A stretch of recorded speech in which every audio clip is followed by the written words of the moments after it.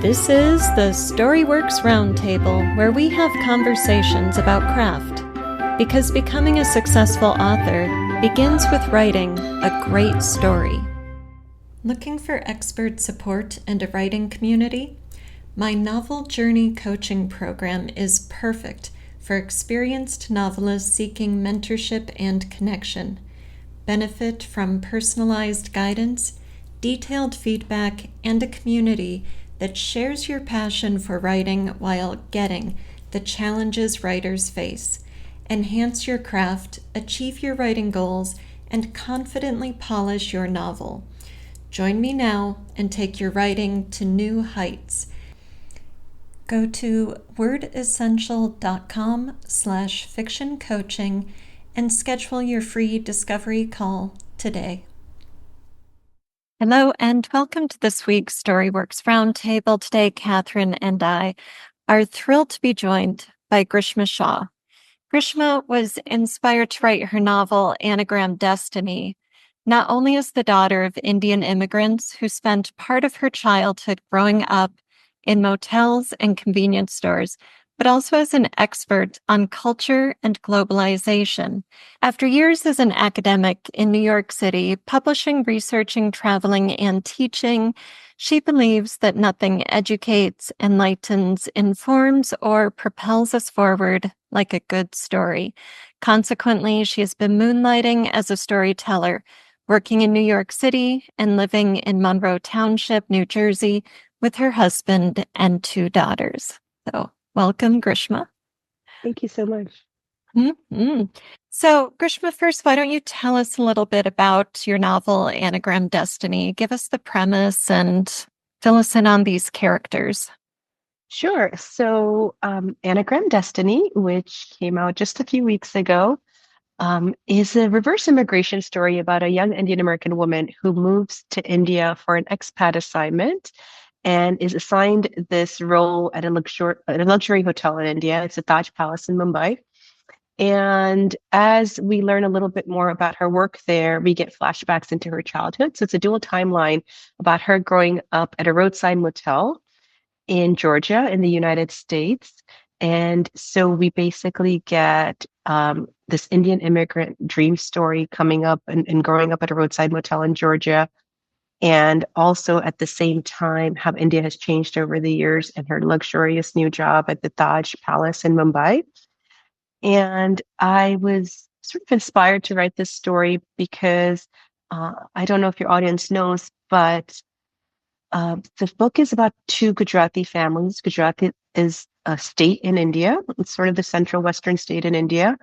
And there's a very large Gujarati community in the United States, and many of them own motels. I mean, they own motels, convenience stores, gas stations, but particularly about 60% of motels in the United States are owned by Indian immigrants, particularly Gujarati families. And so it's a very common experience to have a childhood where you grew up at one of these motels. So a lot of these motels will have a residence on premise. And so there's like a little office in the front where people check in. And then in the back, there's just a couple of rooms where the family lives. And when we first moved to America, this is where I lived. My uncle owned a motel. We moved here when I was 7. So I know it says a daughter of Indian immigrants, but I guess I qualify as an immigrant myself. My family moved to the United States when I was 7. It was me, myself, my sister and my parents, 4 of us. And we started off our lives at this motel that my uncle owned. And that was my childhood. We just ran around these rooms and helped my parents clean them and do whatever was needed to get done. Mm-hmm. Yeah, but so how did this lead into your career, your profession? Because you are, what does it say, an expert on culture and globalization. So do you think that having an immigrant experience early in your childhood and growing up in an immigrant community led to this interest and, ultimately brought you to that career? Yeah, absolutely. So I'm fascinated by immigrant journeys, no matter whose they are. So whether it's, early American history with the Irish and the Italians coming over, or it's more recent history with Hispanic communities or Indian communities. There's a whole history here where um, people from India basically were brought over as plantation workers to the West Indies and most parts of Africa. So there's a sideline in the story where you get a bit of that as well. I've always been fascinated by that. I've always been fascinated by the global. And so when I was in college, I did a full year of study abroad in India. And I spent the whole year in Delhi and traveling across India. And I really began to see how India was changing and growing. And it was no longer a country that people were necessarily leaving. There was no brain drain happening. Everyone was trying to leave so they can have better opportunity. So I did that year. And then I came back and I just got very interested in global development and how countries around the world are sort of changing their economic means and growing.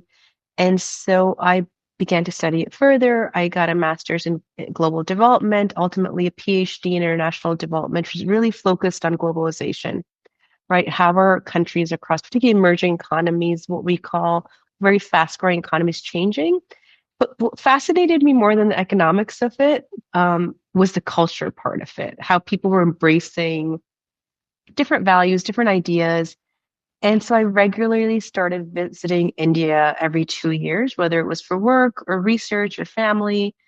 And I also started sort of digging really deep, right? Because part of my PhD dissertation is globalization and culture. And I began to see all of these changes happening right in front of my face. So I became sort of this expert on globalization and culture because I wrote how culture is changing in India.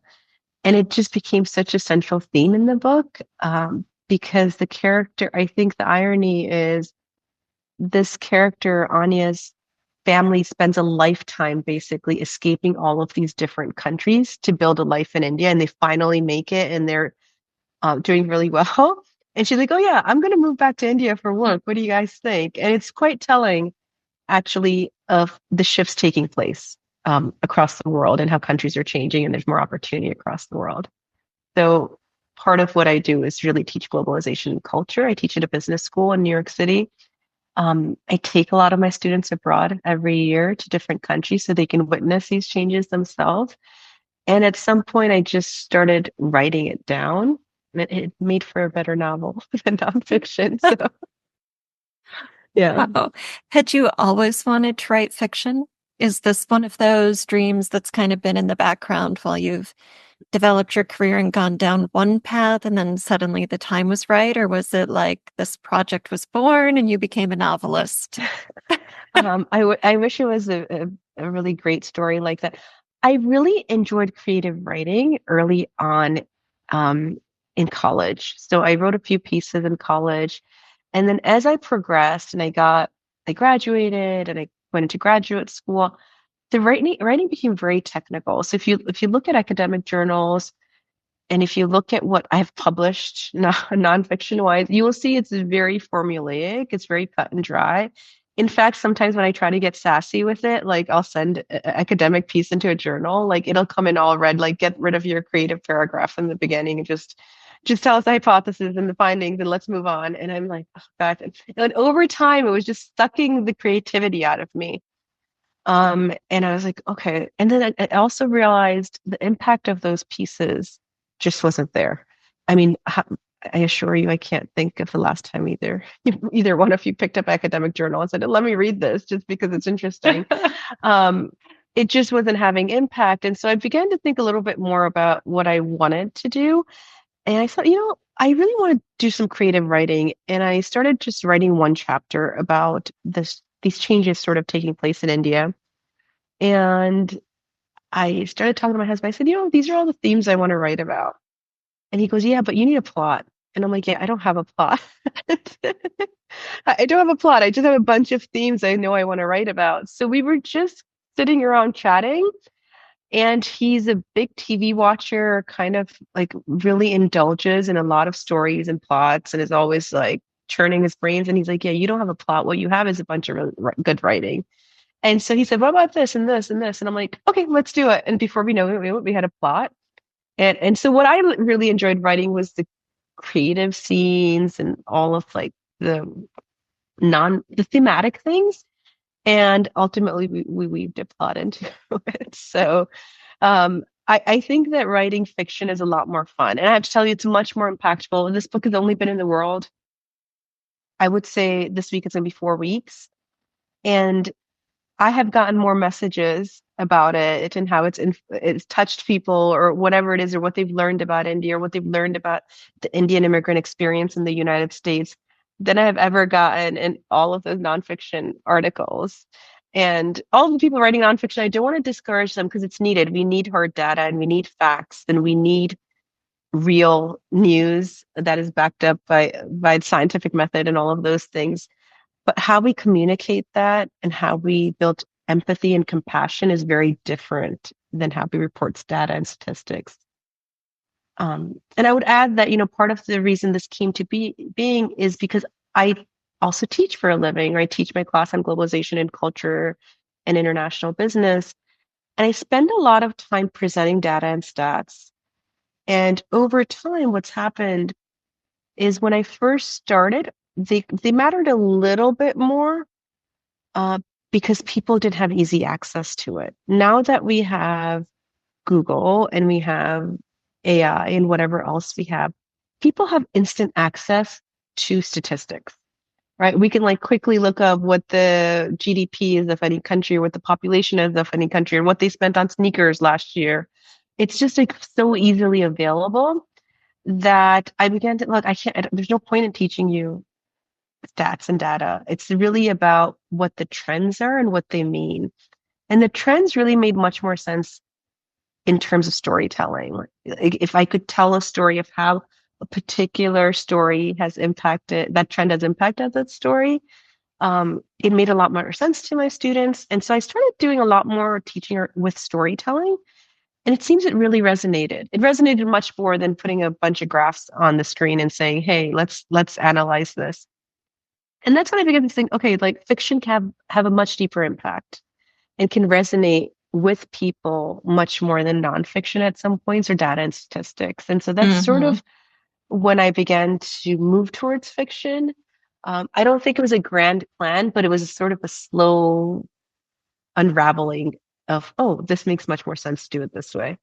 Jen, I just want to make sure you know that I've got some writing craft workshops. These are live classrooms, virtual classrooms, but live workshops coming up in November and the very beginning of December. You can sign up for one or all three at wordessential.com/events. So you can get the workshop description, schedule, and enroll, get your ticket there at that page. You can also find November and December's free office hour. So that's your opportunity just to pop in, say hello, and chat craft. Bring me your story problems. I love to bounce ideas around and problem solve with my fellow writers. Those are totally free, but you do need to register. So go to wordessential.com/events. Sign up for the totally free office hour, check out the writing workshops, grab a ticket for those, and I will see you soon.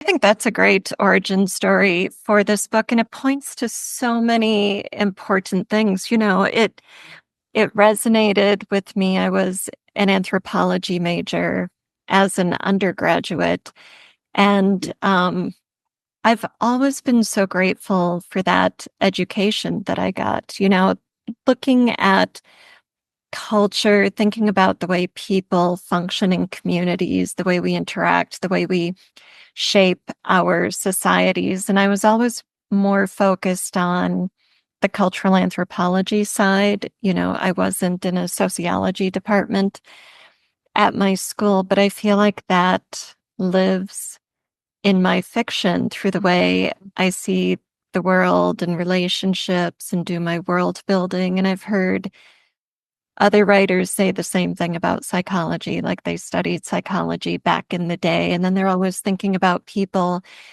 in that way. And, what you said about your students connecting with what you're teaching them, that's how history classes were for me.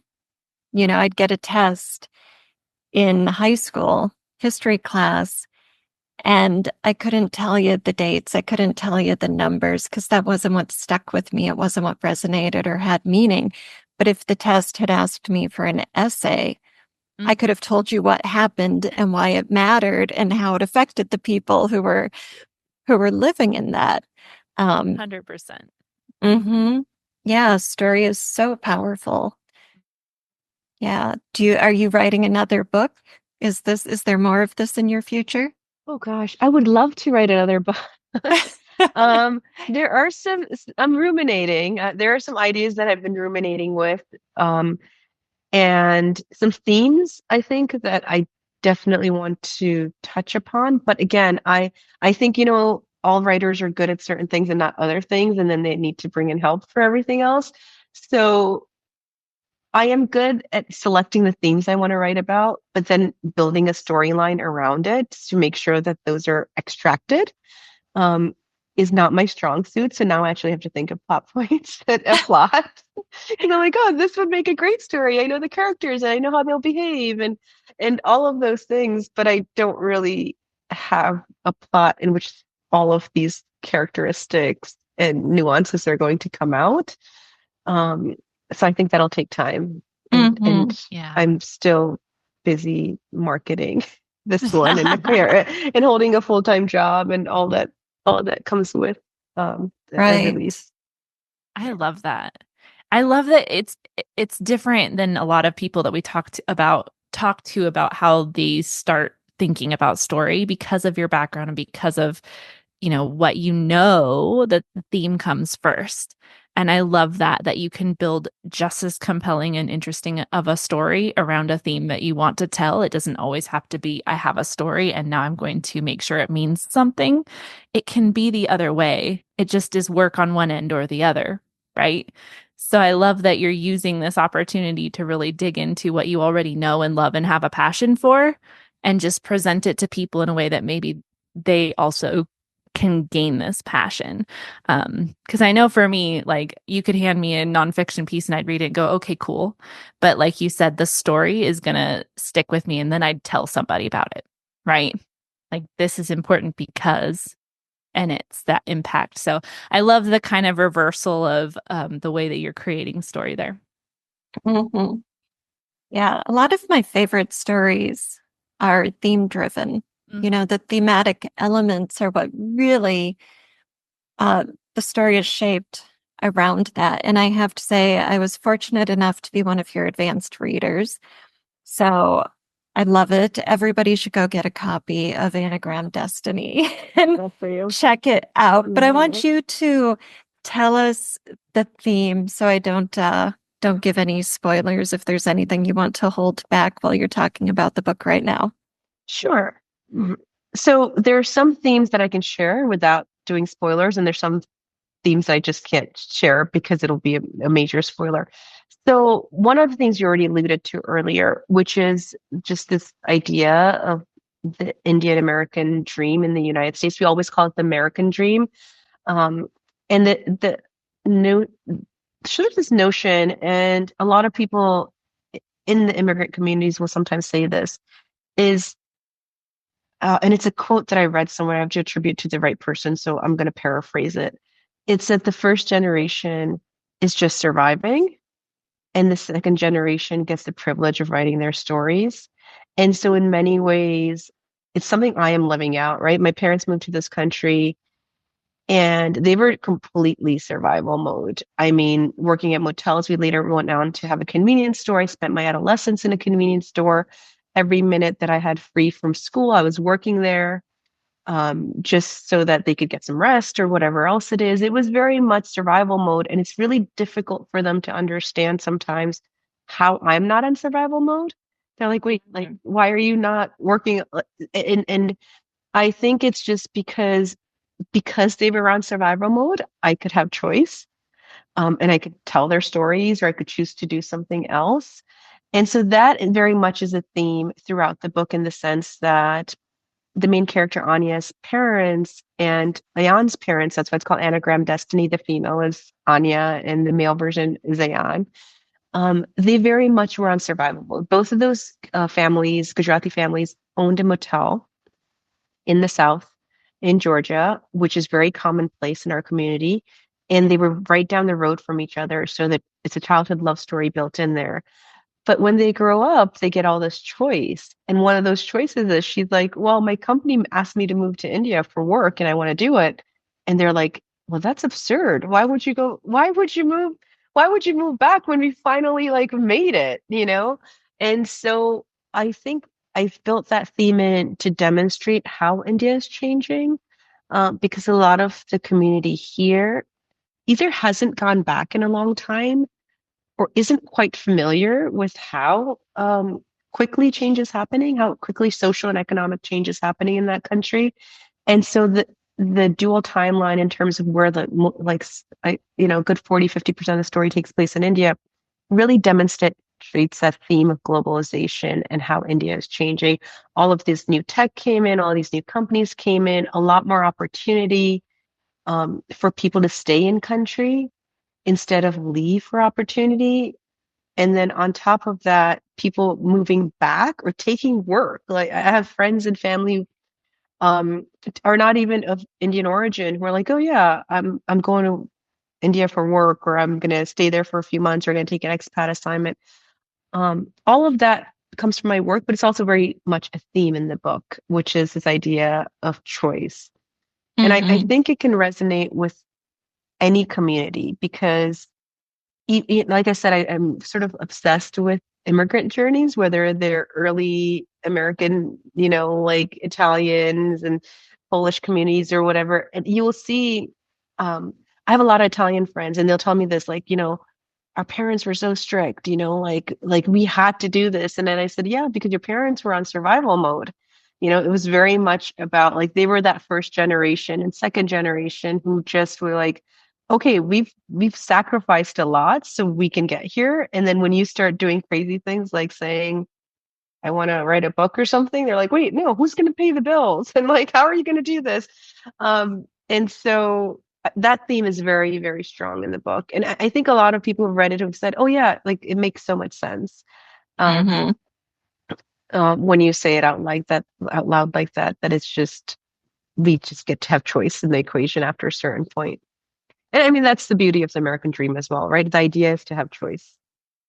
Yeah, that is the beauty of the American dream. And I wonder, so you think of generational relationships and this idea that children follow in the family's footsteps, but then with the immigrant experience, it's more that the parents come and struggle and establish themselves in this new country so that the children can not follow in their footsteps, but can go do something new. And it's a springboard for this new life, which is interesting. I don't know if I've thought about it quite in that way before or heard it described that way.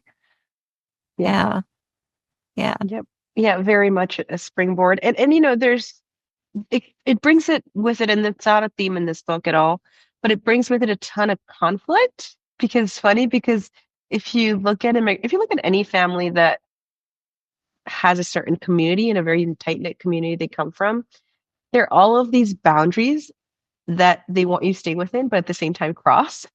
Right? It's like, oh yeah, marry within the community, but by the way, do everything else. Like certain things you should hold on to, and certain things you can, and that's where all the conflict and comes in. And it's not a theme in this book, but I see it a lot Hmm. in other stories. Yeah.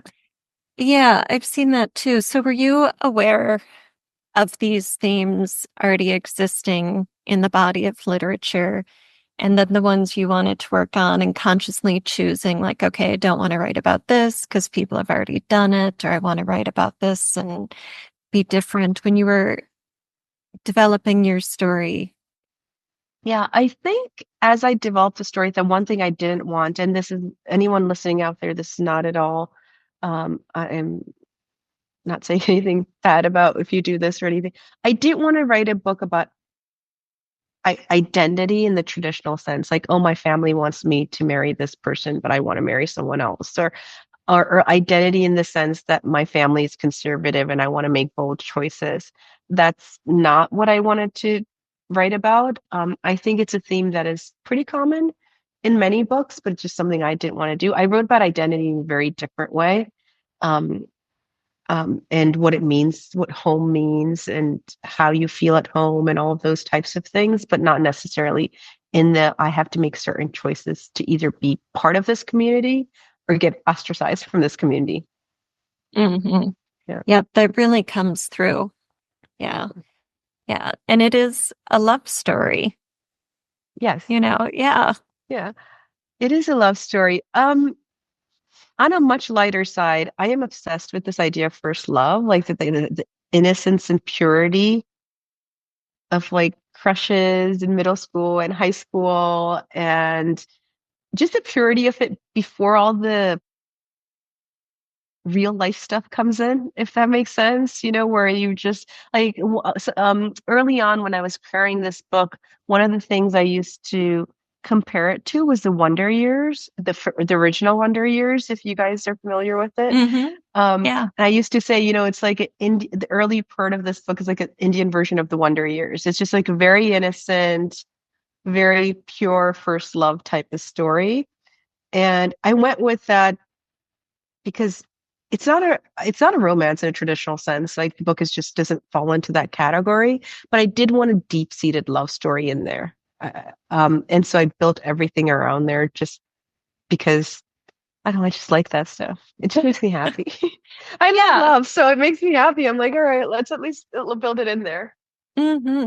Yeah. And I would say it's not a romance, but it is a love story. And you handle it so beautifully with these Anya and Ayan when they're young, and this budding, deep, profound affection for each other. It really is this true love that is sort of born with them. They grow up together, and the exchanging of notes and the language they use and the way it's seeded and carried forward through their relationship as it matures, it's all beautifully done. It could be something that could take kind of a saccharine turn, or that could become tiresome, and it doesn't. It's just touching. It's such a tender core to the relationship and to the love story. Oh, thank you. I appreciate that. I had to really tap into those little notes. I'm like, how would a 12-year-old write this note? And then progress as they got older, and then the language had to mature. But that was all really fun, right? Because writing a note as a 12-year-old, you're like, okay, I don't have to use any big words. I don't have to go dig up the thesaurus. I'm like, I just write. Like, I think there's a part where he literally just says, I like you. And that's it. I'm like, that's it. That's how a kid would say it. Like, what do you mean? Like, I just like you. Like, I like you more than a friend. I just want to move this from platonic to romantic. And that's the only sentence I have for it. And so I enjoyed doing that. So I'm glad you appreciated it.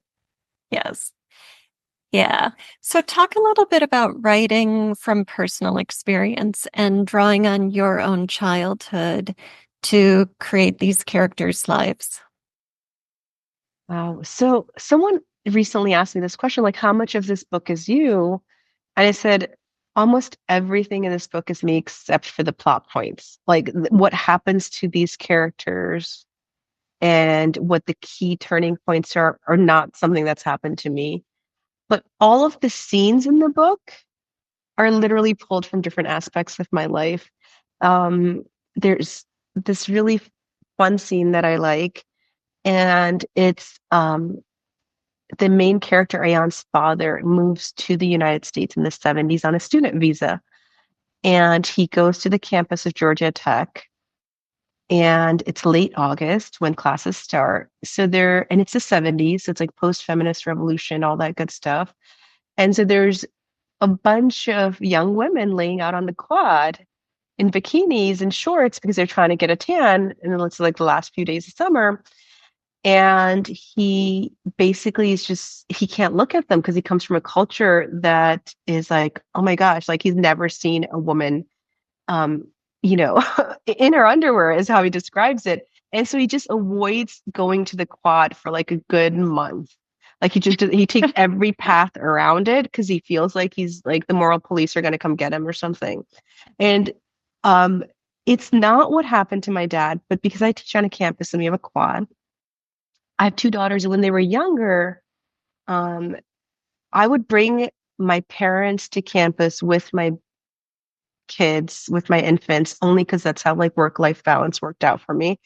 Um, and I just very distinctly remember it was late August. It was a beautiful end of summer day in New York City. So everyone's just really happy because the sun is shining. And a bunch of students, female students, were just kind of laying out in the quad in their shorts, beach blankets out, bikinis out. They're like just trying to get a tan. They don't care who's around. My dad is like, how is this a college campus? Why are they not in like prestigious khakis and blazers? And like, I'm like, Dad, no one's walking around in khakis and blazers. People are showing up to class in pajamas, and it was such a culture shock for him because he just has a version of college in America because he never went here to college here of like I don't know, like some poster board of like Harvard with like blazers, like a boarding school almost. And so I was writing that scene. I was like, what would have it been like to come from a rather conservative culture in terms of dress, and then just come onto a quad and you think you're going to this big prestigious college in America, and you're like, oh wait, but why is everyone dressed like, not proper? So there's a lot of scenes like that in the book. They're just drawn from my own experiences or things, like all of those Mattel scenes where something happens, or all of it is really just things that I observed as a child that became part of the subconscious at some point, and it just kind of came up as I was writing. Mm-hmm. Yeah.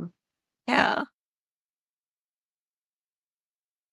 So you've got some major world events in this novel. One of them is 9/11, which is, of course, a huge turning point in your story. I mean, if you're going to write about something as big as 9/11, it's got to have a big impact. So when you chose to include this in your story arc, what kind of responsibility did you feel tackling that and incorporating it into your characters' lives? Sure. I felt a huge burden, quite frankly. And what I think I felt it at two levels. One, how do I do justice to it from a lens of my community? And then how do I make sure all of the historical facts and numbers and all of those things are correct?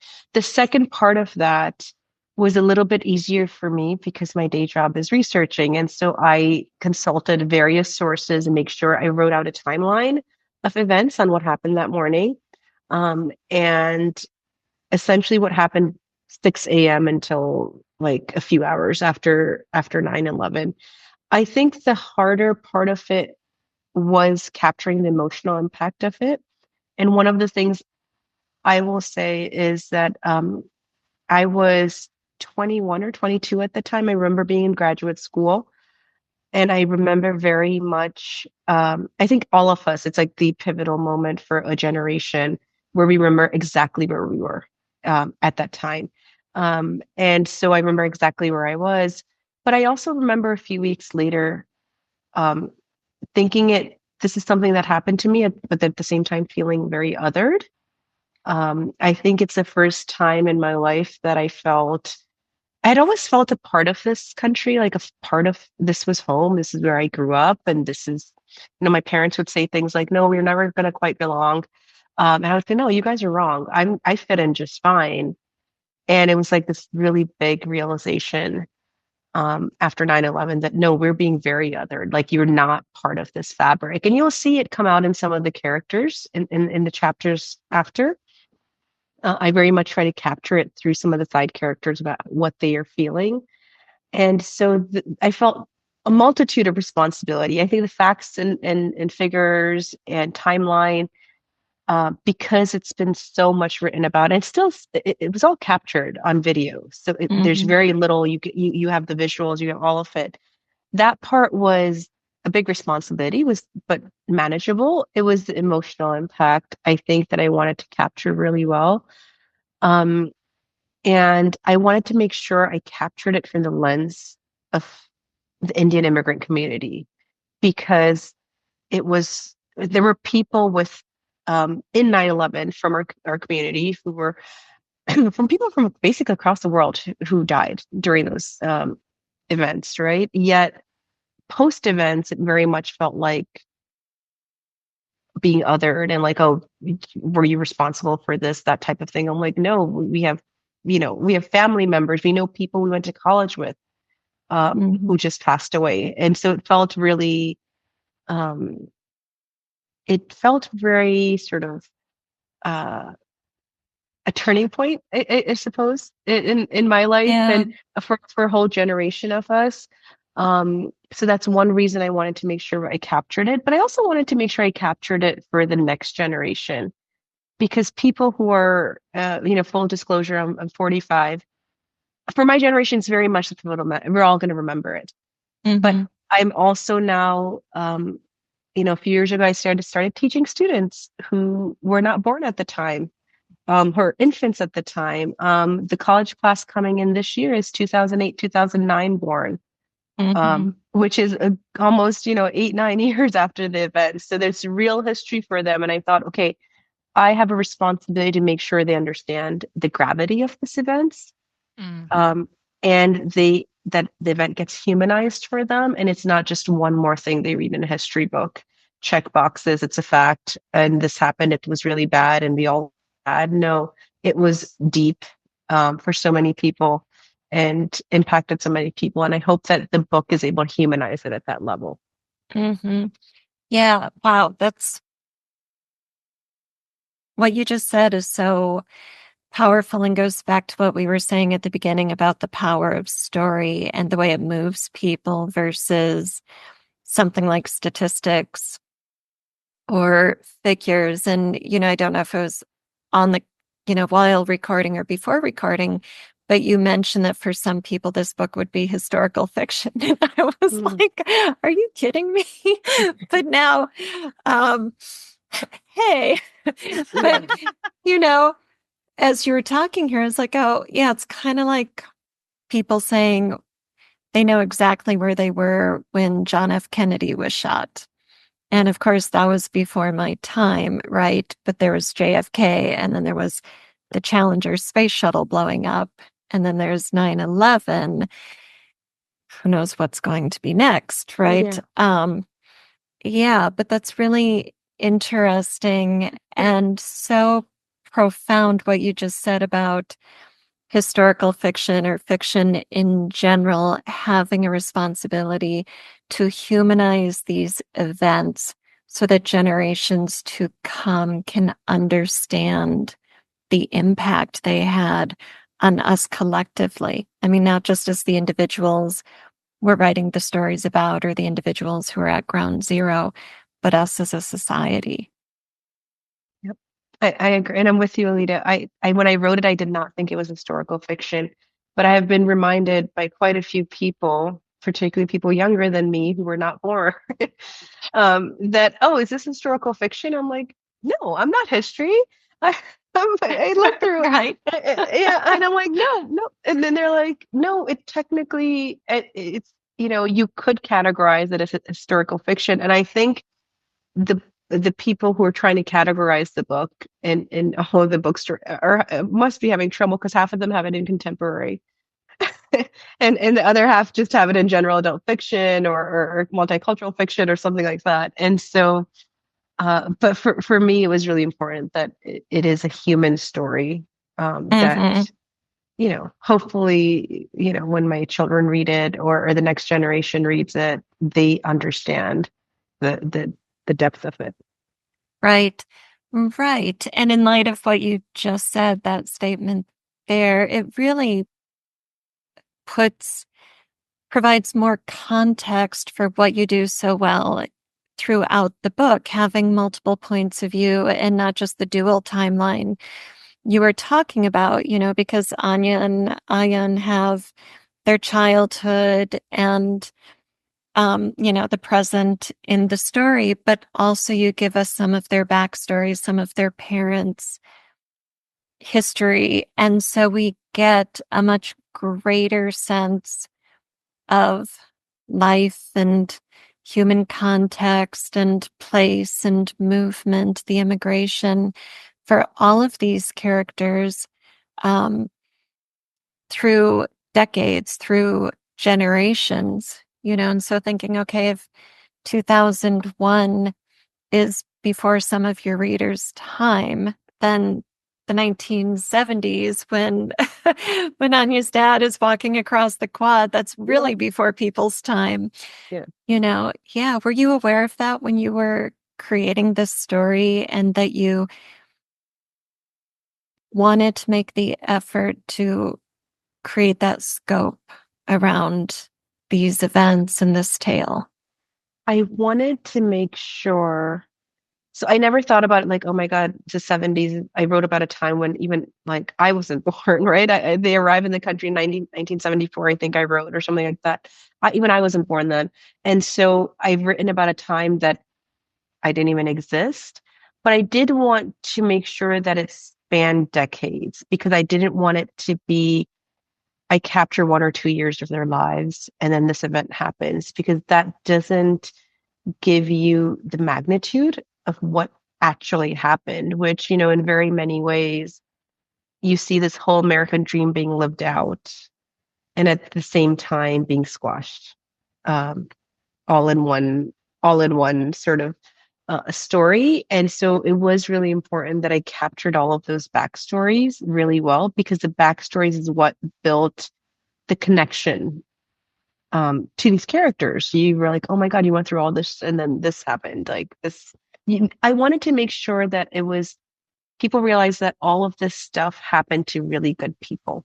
And so if you look at a lot of the characters, they're just genuinely good people. I mean, bad stuff happens to them and they have like, they could do something bad, but the character building is very much about, okay, in general, like we all make mistakes, but in general, these are good people. Mm-hmm. And I wanted to make sure that affinity was there for them. Yeah. Yeah. One of the things that stood out to me when I was reading this that I hadn't been aware of before was the Indian diaspora in Africa. So do you want to tell us a little bit about those characters and the backstory and how that made it into Anagram Destiny?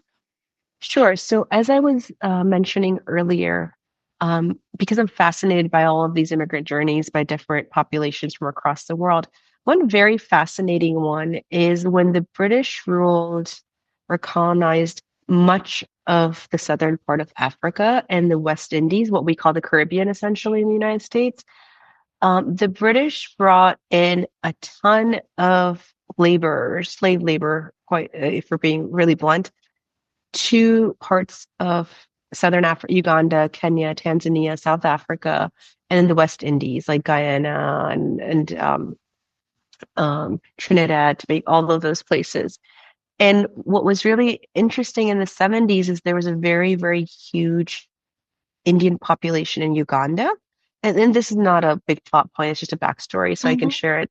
There's a very big Indian population in Uganda in the 70s, and they're sort of rising to prominence in the sense that they came over as plantation workers or essentially slaves.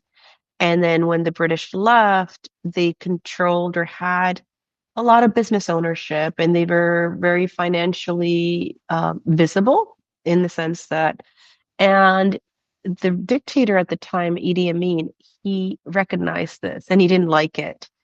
And so he basically put out like a manifesto or whatever you want to call it. And he said, everyone of Indian origin, even if you were born in Uganda, if you have any Indian ancestors, must leave the country immediately. And so everyone was kicked out overnight. Everyone had like a week. And the reason I know this story so well is because even today, you will find people who were kicked out from Uganda all over the United States. Like my father recently had knee surgery, and I was talking to the doctor, and he goes, he was of Indian ancestry, and I was just chatting with him. He goes, "Yeah, my parents, they used to live in Uganda. They got kicked out in the 70s. They left overnight. They were allowed to go to the Commonwealth, so a lot of them went to Britain, and then ultimately made their ways to different parts. But basically, if you didn't leave, there was violence. People were killed. It's just like it was a very violent genocide involved if you didn't leave. And so a lot of people just packed the 2 bags or whatever they could fit in their suitcases and left overnight. And I built that into one of the characters because I thought it was a really important note on home and what home is, which is like if you've been living for generations in a particular country, even if you're not from that country, that is home. And if someone says you have to get up and leave tomorrow, you don't know any other place as home. And so I don't know if a lot of people would be familiar with that Uganda story, but it's a true historical event. If you talk to people, a lot of the Indian immigrant community across the world, they will tell you that they either come from Kenya, South Africa, Tanzania, Botswana, or Uganda, because when they were kicked out of Uganda, they went wherever they could. A lot of them returned to India at the time. So, yeah, that was such a powerful piece of backstory. I was really moved by it, and I was grateful that you included it as part of the character's journey. And as you said, so much of the story speaks to the theme of home and what that means to us and what it means to have it taken away from us. It's very powerful. Yeah, thank you. That was one of those pieces I don't want to use the word enjoyed. It was very interesting to research because the more I dug into it, the more violent it got. I knew that this had happened, but I didn't know the depths at which it had happened. I recently spoke to, and I was talking about this book to someone. I told her it's not a plot point, so I could tell you there's a backstory from a family in Uganda and blah, blah. And she was telling me that her husband's family left Uganda, and then they recently, like a year ago, they went back for the first time. And I didn't even know this was a thing because it didn't come up in my research. But she goes, there was a whole tunnel where everyone was put into and gassed. Okay. And I said, like, I said, I did so much research on this event. Why is this not in any of the books that I read? And she goes, I don't know, but I could tell you my husband's family left. We went back for the first time. We toured. And in one of the historical museums, they have like all of this written down, and then they take you to this little tunnel. And it just felt so like devastated to hear that. And it kind of points more to why like losing home is so important for so many people, like just getting up and moving. And it's quite tragic when someone says, oh, you don't belong here, even if you were born in that place. Yeah, it really is. Wow. So I didn't mean to bring such a conversation, but no, it's great. Great from a craft perspective and as writers. And one of the thoughts starting to turn around as you were speaking is that, at the beginning we were talking about writing from your own experience in your childhood, part of it being in motels and such. But then, you lived through 9/11, but there was a lot of research involved there as well because of the responsibility. And then you also have this very research intensive part of your story to give a supporting character backstory, and just thinking about how much that contributes to the entire narrative and to the fabric of the theme of home and what that does for the story. So was it harder for you to write emotionally? Was there any sort of traumatic memories or difficult memories that, I think as writers, we've had episodes before where we talk about doing the writing where we are vulnerable as the writer while we're writing it and how difficult that can be. And so, how did you approach the actual writing of it, being someone who had some degree of closeness to it? So I will say this, I had difficulty writing it mainly because I don't know, you know how we get attached to our characters and then if something happens to our characters, we Mm-hmm. are living through it. And so I remember something happened to I did something to my character and I hated myself for it. And just remember going on a walk and just sobbing. And then my husband's like, but it's fictional. But I said, no, it's not really fictional because it's a historical event and this actually happened to someone. Um, and my daughter, who's now 15, she read the draft, maybe she went when she was 13, and she came to me and she was just really upset with me. She goes, I can't believe you did this to my favorite character. Like, I'm so Mm-hmm. upset with you. And I was kind of split. I didn't know if I should be happy that I wrote it so well that it affected her, or I should be upset because this is actually based on a real event and it happened to people. And I'm like, oh, this is like, I didn't know how to feel at the time, but I just remember her feeling really mad at me. And I'm like, okay, effective writing, but this stinks because this actually happened. So, Mm-hmm. I don't know if it made me more vulnerable or anything like that, but it did take a lot out of me in the sense that I think with all of us, once we write a 300-page book, we're so attached to our characters. We think they're real, um, and they live with us. And when something happens to them, we're like, oh my God. And they're like, wait, I did this to them. I'm a terrible person. Yeah. Yes. Yeah. No, I think so. To what you said about how do you feel about it and it being effective writing, that is a marker of great craft. I find it's hard sometimes for me to feel the feelings I want the reader to feel because I'm doing the mechanical work of crafting the words on the page and pulling the strings and getting the moment right and finding that perfect telling detail and all of those things. And so, as difficult as it can be being wrapped up in our characters and what we're doing to them, it's like um, to hear from a reader that the piece actually moved them, especially when we still have that proximity, that kind of mental closeness, or for me anyway, when I have that kind of mental closeness to the behind the scenes piece of writing, that's like the best praise, right? And it is that weird thing where it's the best praise, but it's also this kind of terrible thing of Yeah, what we've we've done. what we've accomplished. Yeah, I don't know. yeah. You don't Like touch this. people if you don't make them feel, you know. Yeah, Yes. So yeah. I mean, Hmm. I've gotten a lot of text in the last few weeks that said, "Okay, I'm just sitting here crying.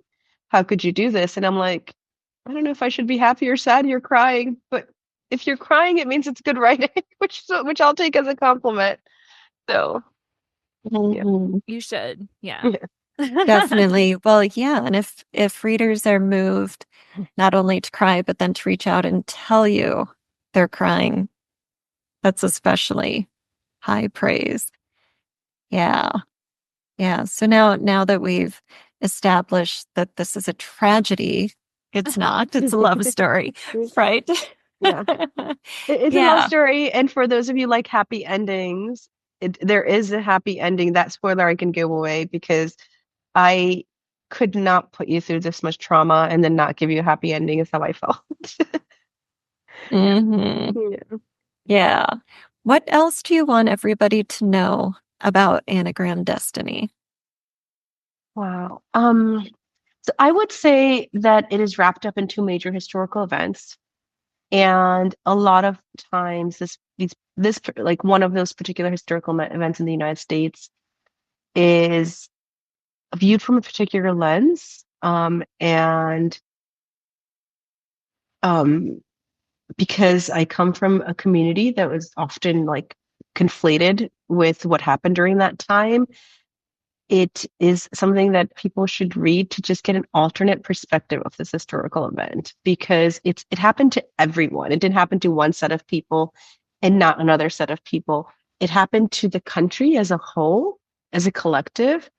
And it's so important that we get these alternate lenses on history. I mean, we hear this all the time. This is why historical fiction is so great, is because the textbooks get written by certain people, and then we're like, but this is only one perspective. And so I think it's a deep-seated love story around historical events, around the Indian immigrant experience. And so if you're sort of looking for something a little bit outside of what you normally read about certain things, it's a great book to pick up. And it is a story at the end of the day about love and loss and hope and things that, I know at the end of the day, it's a feel-good story because it does have a happy ending.